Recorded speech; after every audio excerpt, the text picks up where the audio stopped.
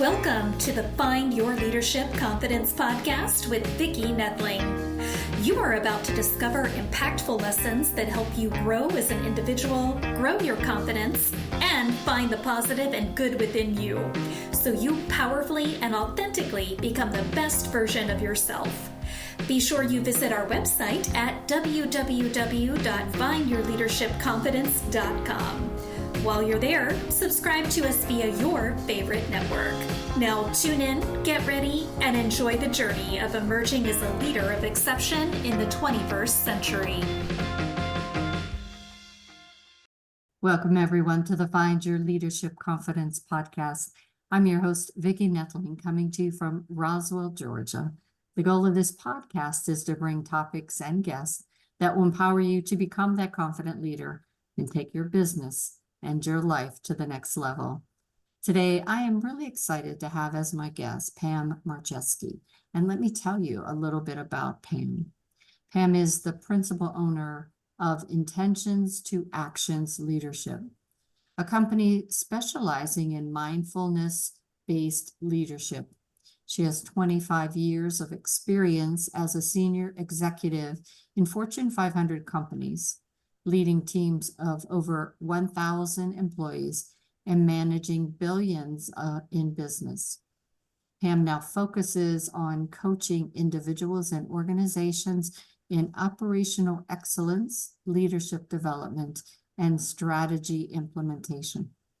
Her coaching approach combines practical experience with certifications in mPEAK, which is mindfulness, performance, enhancement, and knowledge, and Marshall Goldsmith coaching methods.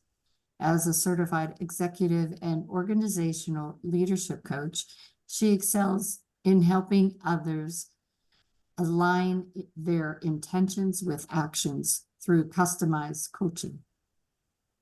She's an active member of the Harvard Medical School Affiliated Institute of Coaching, SHRM or SHRM, and Women's Leadership Institute, and an alumnus of the Executive Leadership Institute and Leadership California. She has worked with executives from NASA, Rallies, Black Hills Gold Utility, Mary Kay Cosmetics, TSA, Sempra Infrastructure, Chevron, and Leadership California. And she lives in sunny San Diego, California. So today I thought, as we love to talk about here, intentional leadership in the age of distraction. Please join me in welcoming my guest, Pam Marcheski. Pam, so excited to talk about this. Hi, Vicki. I'm so excited to be here with you. Thank you. That's a long bio. I know, but it was good. You have such great things, Yeah, thanks for sharing all that. Yeah, there's a lot of good things in there. So we share that so it gets out of the way, and then we could talk about what we want to talk about. All the good stuff. Yeah. All the good stuff, yes. Yeah. So we already gave away the easy question about where do you live, but have you always lived in California? Have you always been a California girl? No, I've moved 14 times. Jeez. So no, not even close. I've come back and forth to California, but I've been here about 6 years. It'll be 6 years in July. I moved here from Seattle after my last corporate role with JCPenney's. I was residing in Washington, but I've lived in Alaska, Montana, Idaho, Washington, all over Washington, various parts of California, Chicago. I was born in Michigan, so I've been to various places. Keep on going back to those snow places. I know, not anymore. Not anymore. No. I always say, speaking engagement, snow area. Maybe not. Maybe in the summer. Yeah. Yes. All right. So let's talk a little bit. I always give your accolades of what you do in business, but I'd like everyone to share always their story, because we know that where you are today is not where you started out a few years ago. And so what was that like, that journey like? I think people sometimes think, oh, you must have had everything just wonderful always, and that's generally not the case. So I'd love for you to share a little bit about your journey. Yeah, I don't know how far back you want to go. Yeah, there's a we'll keep in this episode, maybe. this episode, right? Yeah. I mean, if from a professional journey, my whole life I thought I was going to be in law and politics, and Oh no. yeah, here I am. This is a better journey, I'm sure. But I started in retail, really in my first real leadership role when I was about 25, when I became a single mom. I had my son at 21, and at 25, the idea of going to law school and finishing that all up just wasn't in the cards. And I was blessed with the opportunity of getting an opportunity at Sears. My best friend recommended me, and Mr. Seeley, we still refer to him, took a chance on me in Coeur d'Alene, Idaho. So my journey really started on rocky ground right there, just getting that opportunity. And so, really finding my way as a single mom and progressing my career, because that required a lot of movement. When you accept a leadership career in retail and you want to progress, especially back then, this idea of, you're going to stay in one place. So that's really where all the moving started. So lots of moving with my son, and lots of, every time you move, finding a new school and finding places that'll take care of your son while you're at work, all those came into play. So went through a lot of that, went through a big transition after about 12 years at Sears, landed in Sacramento and knew it was time to move on to a different company. Went to Kohl's for a short period of time and learned a lot there, that it was probably not the best fit for me. And then I fell into, fortunately, got recruited by JCPenney's, and I would say I kind of came home there. And that's, I started moving again. I had 13 years there, but again, a lot of different roles, a lot of different moving. My son growing up along the way, and that whole journey together. And then, my last final role as a vice president at JCPenney's, really just starting to feel that pull of wanting to do something different, and feeling like the landscape had changed a lot. I had started my mindfulness journey while I was on that role, and I knew it was time for a big change. Personally, I felt like, I was on a plane every Monday, home on Fridays, and didn't feel like I was doing a lot for myself personally. And so, there was a lot of bumps in the road, a lot of transitions along the way. And even coming into this, I had no intention of really just going out on my own. I had some really strong encouragement. I went to take the course at UCSD mPEAK that you mentioned, just for myself. And I loved it. And I really saw such a need in today's world to have something like this course, that I turned down a nice opportunity to go back into a corporate world, so that I could pursue getting certified in it. And that's really when I got serious about creating my own company and going into my own business. Sounds awesome. I think we could probably do about 5 other podcasts from what you just laid out right there. And I even would love to interview sometime your son to see what his experience was having a mom that changed jobs, country or states and things like that, because it influences them. And, huge. Yeah. He I think he feels like he's much more flexible. I think he's got a much more wider lens, much more adaptable. But it also, one of the things when you're changing all the time, that is at risk, and we see this in jobs today. When you're moving all the time, you can't foundationalize, and your confidence is lower. Yeah. It really is. And so you have to build internal trust and confidence in yourself. There's something about being with a company for 12 years, that stable ground. So at least when we were moving, I was with one company. He had to change schools and friends and all of that at a young age. That's hard. And that's hard. And it's hard as an adult as well. Yeah, it is. It is. One of the things that you talk about is having blurred work-life boundaries and how that really can impair the leaders making strategic choices. So let's talk a little bit about that, because I think this is really important, the work-life balance, Yeah. boundaries. Yeah. Yeah. Well, it's really an integration today. I mean, the idea that you're going to separate one from the other, that's over. Yeah. Yeah. So I think that, and I think in my old world, I'm fortunate to recognize that it was blurred, I guess, if that's the blurred we want to use, all the time. So when we talk about remote work today, I feel like I was in remote work my whole life. I was in a field, there was a corporate office. So if you want to talk about remote life, you could probably talk to field leaders in any service industry, right? But the difference is that, if you go back 25 years, 30 years before this little magical phone thing came out, and the internet and all of that, there was a separation. There wasn't this continuous attachment. And so I always say, like, there were some natural boundaries. Kids would go to school, they'd get on a bus or they'd walk home. Even if they had a bad day, they would be at home and they wouldn't have a constant barrage of what was happening. It wasn't constantly there. Same thing with work.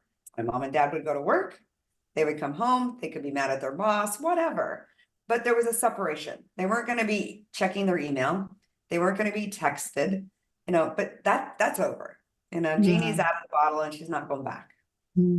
So one thing we do know is that we do need some separation to really be strategic and have more of an expanded lens. And so it really does take a lot of courage and a strategy today to plan some boundaries for yourself, because the algorithms are set against you, right? So you have to take the tool and really decide, how do you want to use the conditions of today? And how do you want to respond to the conditions of today? It's not about fighting them. It's, what are the conditions? How close are to it? And then how do you create some space? I always say space is grace. And creating some space for yourself so that it's not about one or the other. It's, when is it right for you? When does it feel right for you? And creating some of that so that you can be more strategic and less reactive.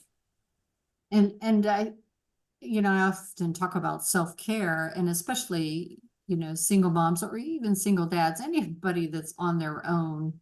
And I was married to a teacher. So in a lot of ways, I felt like I was a single mom because my husband couldn't take off, if for doctor appointments or if a sick child or anything, I was the one that always had to do that. But when you were talking earlier, I was thinking way back in the late 70s, early 80s, when I was working for an accounting firm. And I knew tax season is coming, and it's, it's not going to go away. It's going to be coming. And I knew how much stress that put on all of the people that I worked with, as well as myself. So in October, I would go to Florida by myself. Before the snowboarders got there. And I would just sit on the beach and kind of just do self-care, just relax. So I was prepared for the craziness that was coming. Unfortunately, a lot of people don't do that. And this was even, later, whenever I was married and just by a husband, because I knew I was not going to be the person that I needed to be if I didn't do that. And, I think COVID kind of taught that to some people, that they got the realization, oh God, I now have the kids all day. I have to do my job. I have the husband, I have the housework, I have everything. I need a break. Yeah. We know that the brain is a muscle, and like any muscle, right? It can do a lot, but it needs some space, that it's not meant to be on a chronic state, right? So building in some of those boundaries and really having some kind of routine and care, plan for yourself. It's different for everybody. But there needs to be something there, because you have to be more intentional today about creating it for yourself, because the world's not going to put those boundaries back. That's not coming back. Yeah. So, and there's some goodness to it too, right? Like there's, like you said, when, way back, if we go back, you couldn't always be at every game, or your husband, or there's a No. lot more flexibility today for, that's really good, right? Yeah. That there's a little bit more understanding in that area. So that's a positive. But you just have to really like what's really important, and then what's a strategy around that, and just recognize that you're not going to beat all of this coming at you. You've just got to decide to have some intention around it, for sure. Whenever we talk about intentional living and really looking from it as that senior person, not all people in tops of organizations look at that and understand the value of it. But how important is the leadership understanding the intentional piece to being able to have loyal, dedicated, sustainable workforces that want to come to their job every day and see the value in what they are doing to the mission, vision, whatnot? Well, it's everything. The culture and the environment are everything in an organization. So if there's not an intention around it, and a real focus on it, it's hard to keep the team engaged, and it's hard to keep the team really focused on the mission. So leaders today at the highest level truly need to be spending time on what is the environment in which our people work with, and really not just what they want people to do, but what environment in which they work within. There's been a shift. It's interesting. It feels like a shift more on what people should think versus just creating the right environment and allowing them to find their way. Yeah. It's not about, having to tell them everything. It's, did you create the right environment in which people will make the right decisions, and having the empowerment and the ability to do that. A little breathing space. Nowadays, it's just really hard to even have any breathing space in the workplace. They're so attached to everything. And that really does wear a lot of employees down, where that burnout comes in. The constant pinging, your overload, so you can have a great mission, but if the environment, the conditions in which people are working don't allow people to thrive in that environment, you're hard pressed to have good loyalty. You're hard pressed to have really healthy employees. So what is the vision, the mission and the vision of the company? And then have you created the conditions in which people can operate and thrive, to make that come to life? Yeah, it always amazes me that, and when we talk about the age of distractions, is we in a workday, I remember the last several years of my working, it was just a constant being pulled in so many different directions. And I was a project lead on large projects. And it seems like you had meetings after meetings, and people during COVID were saying, "Oh, I'm just zoomed out." And I'm thinking, this is just a different phase of the same story, because, it's, you were constantly in meetings. You had your phone, dinging, and when it does come back to your leadership as to what do they expect of you, and how are they creating that environment. So if your leadership is expecting you to be responsive immediately to something, but they also want you to be creative, innovative, and you just feel like you're always putting out fires, right? Yeah. No, it is. And I know, it's not ill-intended, right? And I don't think anybody, No. but we just recognize it's almost like the tools are too easy to use. And I think it just kind of like, it's time to start and say, let's push back the crazy here, and just realize these tools are all so easy to use. Now, which ones are necessary? Which ones really help us drive the right results for the company? And how do we create that environment for our people, right? So, the meeting overload, it's real. you know, Mhm. because it's just so easy to just plop it on. It Yeah. takes real courage and strength for somebody in an organization today to just not go, or to say no, or to speak up and say, is it necessary? And so at the highest level, if some of those behaviors or some of those cultural norms can kind of be taken away, then I think that you can create a better environment for the people to be able to feel empowered. Mhm. Because expecting the people who are doing the work to be the ones to always say no, or, you know, to create those boundaries, that's really tough. Yeah. That's really tough. Yeah. Even Yeah. though we talk about no retaliation, all this, it is just that underlying thought that, oh, if I say no, what's going to happen? Will I be passed up for promotion, a new project, or will I lose my job? Yeah. And that's what in mPEAK, you know, we do 8 modules, and we really get at that all that inner churn that goes on, the stories in Yeah. our head. How do we see our triggers and our stresses? How do we work with that so that your internal leadership can be strong, so that you can operate at the highest level in your external leadership? Awesome. So how do you realign the leadership to better navigate what you're calling the demands of the contemporary professional landscape?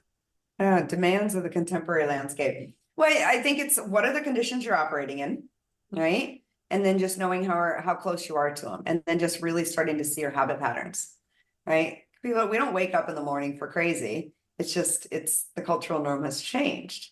So if you can see, okay, these are the conditions I'm operating in, what is it I really need to do? You start to see those habit patterns, and then are there little tweaks that can be made to allow you to create a little bit more space, so that you can spend some more time being strategic, more time on your actual work. And you know, I just tell people, take a dip, a toe in the water. We don't have to go all the way to the deep end, Yeah, right? yeah. So how do you create some boundaries for yourself, blocking out some time, some discipline around your routines, anything that you can do to create that space? We've made it way too hard. You know, all of these external tools and all of these ways that we can interact, it's almost like we've made it harder on ourselves. So turning off anything you can, as far as I don't have any notifications, Yeah, uh, coming in. any notifications coming in, you know, whatever you can turn off is really, really useful. Yeah, I one of the coaching groups I was with had a thing, and um, Marco Polo, I think it's called, and it just drove me crazy because they were constantly, and I could see some of the ideas of the benefits of it, but it was just so many interruptions in my day, Yeah. and you had to discern whether or not it was a value or not. And I just thought everything was not of value to me and stopped Well, listening to it entirely. And I probably missed some great insightful things, but it was just so annoying to me.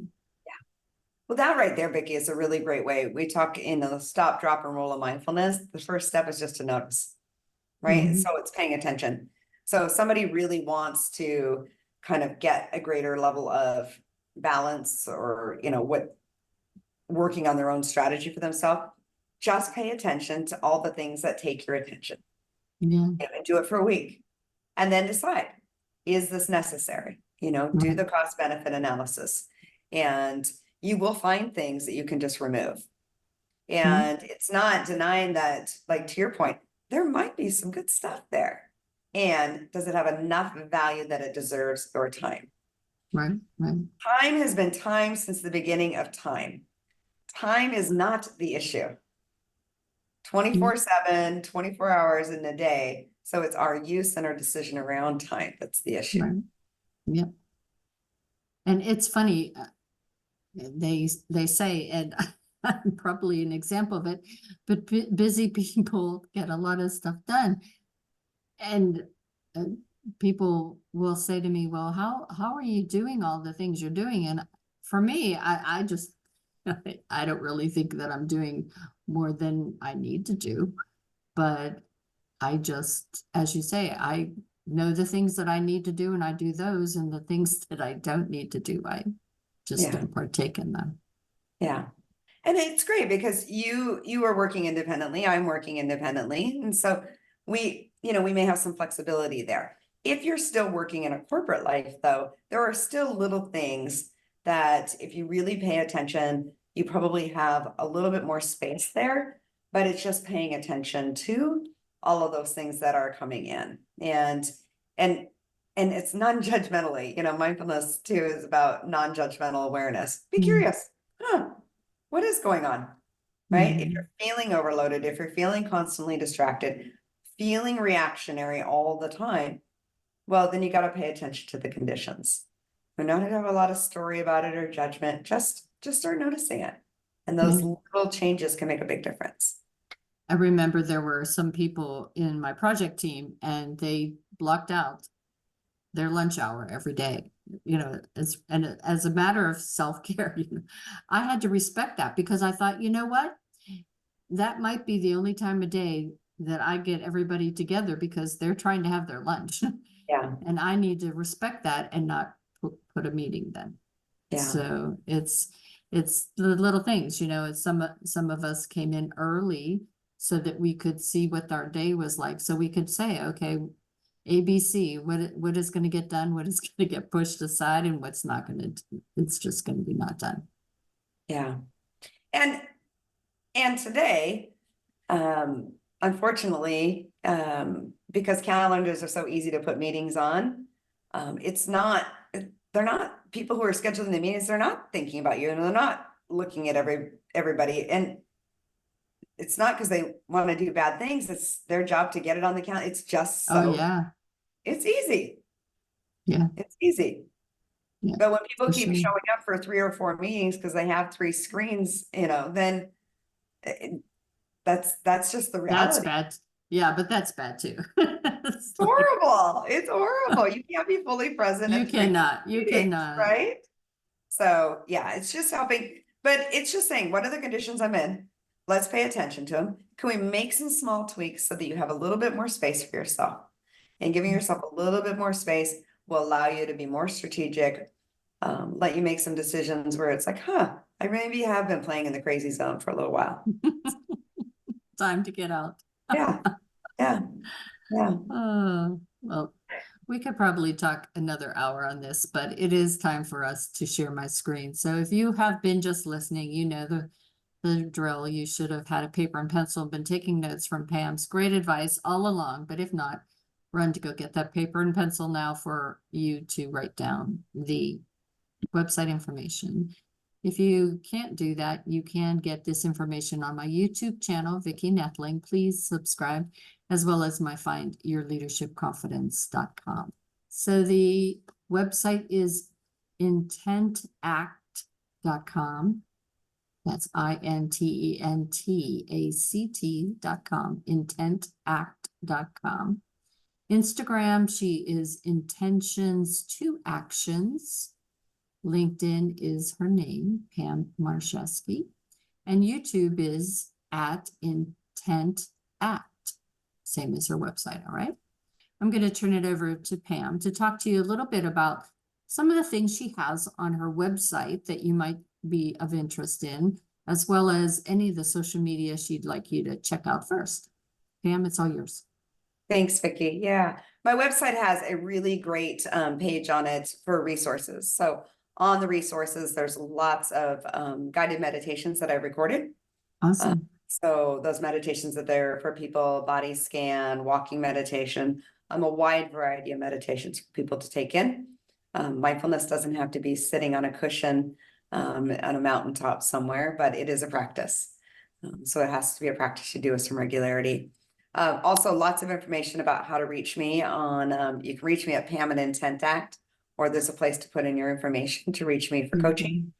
But you can also read about mPEAK, the course that I teach.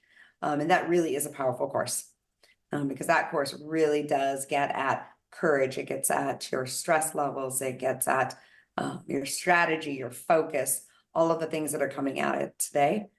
So you can read all about that on my website. And then LinkedIn, I post a lot on the LinkedIn as well.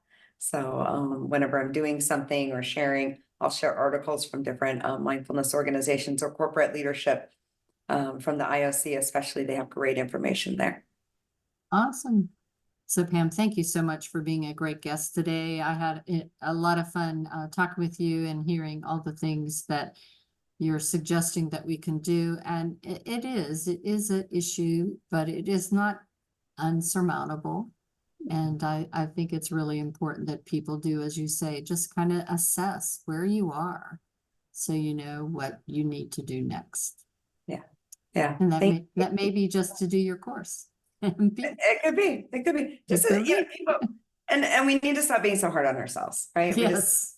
The conditions, just what are the conditions we're operating in, and then how do you want to respond to them rather than react to them? So and it's very possible. So true. As always, I remind everyone that life is a journey and it's up to you to enjoy the ride. This is Vicki Noethling signing off. Thank you for tuning into the Find Your Leadership Confidence podcast with Vicki Noethling, where we share impactful lessons that help you grow as an individual, grow your confidence, and find the positive and good within you so you powerfully and authentically become the best version of yourself. Remember to visit our website at www.findyourleadershipconfidence.com and enjoy even more great episodes like this one. Again, while you're here, subscribe to us via your favorite network. We look forward to seeing you next time on the Find Your Leadership Confidence podcast.